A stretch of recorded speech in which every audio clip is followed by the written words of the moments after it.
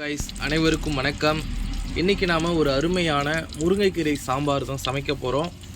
So ஒரு கடாயில் எண்ணெய் ஊற்றியாச்சு. ஓகே, போடு. ஜீரகம் கொஞ்சமாக சேர்த்தாச்சு. அடுத்தது கடுகு தேவையான அளவு. பார்த்திங்கன்னா இந்த கடாயில் வந்து பார்த்திங்கன்னா மஞ்சள் கலர் இருக்குதுங்களா லைட்டாக, அது என்ன அப்படின்னு கேட்டிங்கன்னா, ஸோ ஆல்ரெடி வந்து சாம்பாரா பருப்பு, என்ன பருப்பு, பாசி பருப்பு போட்டு ஆல்ரெடி அவிச்சு எடுத்துட்டாங்க. நல்லா கொதிக்க விட்டு பயிரை. ஓகே, மிக்ஸ் பண்ணு. ஸோ இப்போ நம்ம வந்து தாளிக்கிறோம். கீரையை வந்து கொதிக்கும்போது போடணும், அவ்வளோதான் கைஸ்.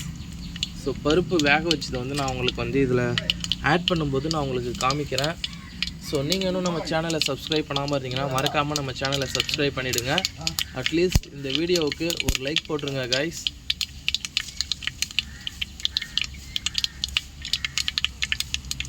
இது பட்டை மிளகாய் கொஞ்சமாக, அடுத்தது கொஞ்சமாக, இது என்னது, பெருங்காயத்தூள் தேவையான அளவு.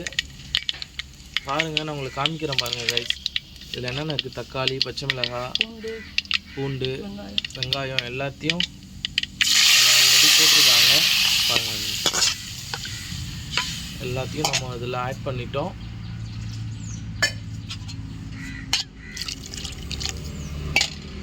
பாருங்கள், நம்ம மூடிடலாம். நல்லா கொதிக்க விட்டதுக்கப்புறம் நம்ம கீரையை நம்ம இதில் போட்டுடலாம் கைஸ். பாருங்கள், நல்லா கொதிக்குது சாம்பார், ஒரு அருமையான சாம்பார். இப்போ நம்ம வந்து கீரையை போட்டுடலாம். கீரையை மட்டும் காமி. பாருங்கள், இந்த கீரையை எல்லாத்தையும் நம்ம இப்போ வந்து போட்டுடலாம். ஓகே, பாருங்கள் கைஸ், நம்ம இப்போ கீரையை போட்டாச்சு.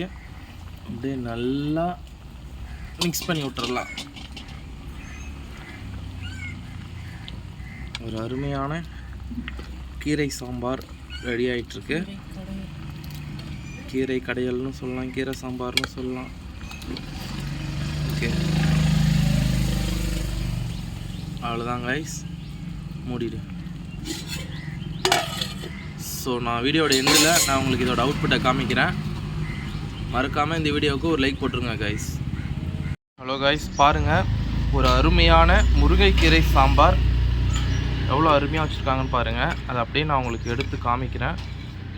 பாருங்கள் கைஸ், பச்சை பயிர் போட்டு எவ்வளோ அருமையாக வச்சுருக்காங்க பாருங்கள் சாம்பார்.